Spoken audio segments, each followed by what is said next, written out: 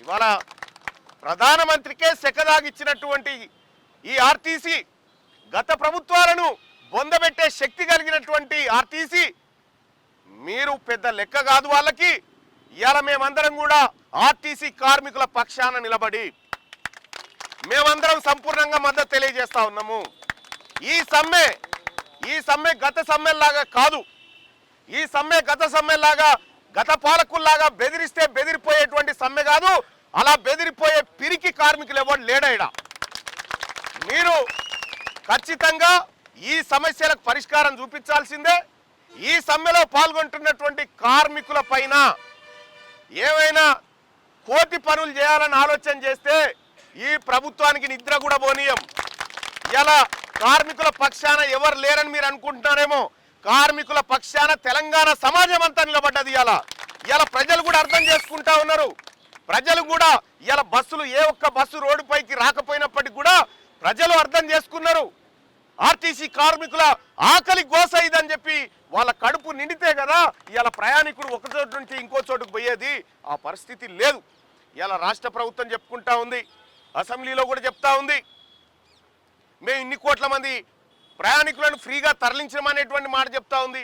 మరి ఎంతమంది కార్మికులకు ఇచ్చిన హామీలు అమలు చేసినాం అనేటువంటి లెక్క ఈ ప్రభుత్వం ఎందుకు చెప్తలేదని నేను అడుగుతా ఉన్నా. అందుకోసమే మేము మొదటి నుంచి కూడా ఒకటే వాదం మీద ఉన్నాం. ఆర్టీసీ కార్మికుల డిమాండ్ నెరవేరే వరకు ఈ సమ్మె కొనసాగుతుంది. నువ్వు అధికారుల కమిటీ ఇంకో కమిటీ వేస్తా, ఆ కమిటీల ద్వారా మేము చర్చలు కొనసాగిస్తాం. ఇదేమో పెద్ద మనసులో ఒప్పదమ్మా చర్చలు కొనసాగించడానికి. నువ్వు ఇచ్చేది ఉంది, మేము తీసుకునేది ఉంది. గదే కదా, నువ్వు ఇచ్చేది ఉంది, మేము తీసుకునేది ఉంది.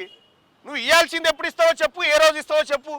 అది చెప్పకుండా కాలయాపన చేసేటువంటి కార్యక్రమాలు ఏవైతే చేస్తూ ఉందో ఆర్టీసీ యాజమాన్యం, ఈ యాజమాన్యానికి మేము ప్రధానంగా చెప్తుంది ఒక్కటే, మా సంఘాలను పునరుద్ధరించండి.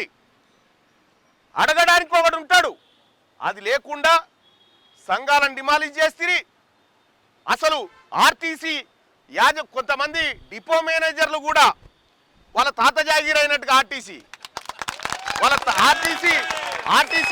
వాళ్ళ నాయనగారు రాసిచ్చిన ఆస్తి లెక్క ఫీల్ అవుతారు. అట్లా ఫీల్ కాకుర్రి, అట్లా ఎవరన్నా ఉంటే ఫీల్ కాకుర్రి.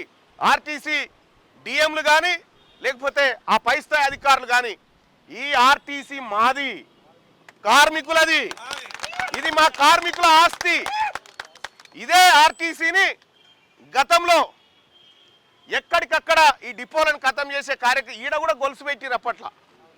దీన్ని లేపేదానికి వర్క్షాప్ పని చేస్తానికి అప్పుడు గొలుసు పెడితే నేనే మాట్లాడినా, గొలుసు పెడుతుర్రో పోతా యశోద హాస్పిటల్కి ఇస్తానికి ఆ రోజు పెట్టిండు సారు అప్పటాయన. ఆ రోజు మనం అందరం కూడా వీటిని అడ్డుకున్నాం. ఇలా ఆర్టీసీకి ఏం తక్కువైందా? ఆస్తులు లేవు ఆర్టీసీ దగ్గర మ్యాన్ పవర్ లేదా? ఆర్టీసీ దగ్గర శక్తి లేదా? ఈ రాష్ట్రాన్ని కదిలించేటువంటి శక్తి ఆర్టీసీ దగ్గర ఉంది.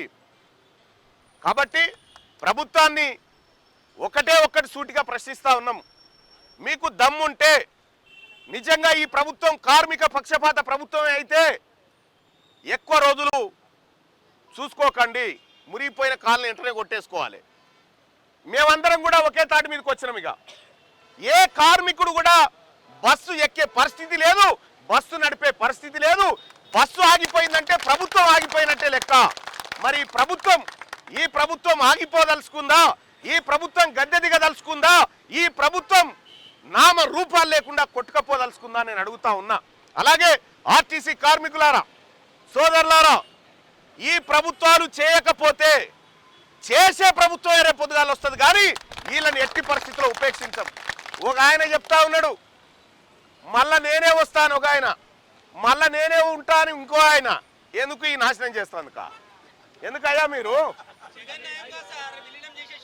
అక్కడ ఆంధ్రప్రదేశ్ రాష్ట్రంలో విలీనాలు అయిపోయినాయి, ఇడిపోయి మంచిగా బతుకుతా ఉన్నారు. ఇక్కడ మాత్రం అతి గతి లేదు. మళ్ళీ వీళ్ళు పెద్ద సిపాయిలు, ఈ ముఖ్యమంత్రులు, వీళ్ళని మించిన సిపాయిలు లేరుగా.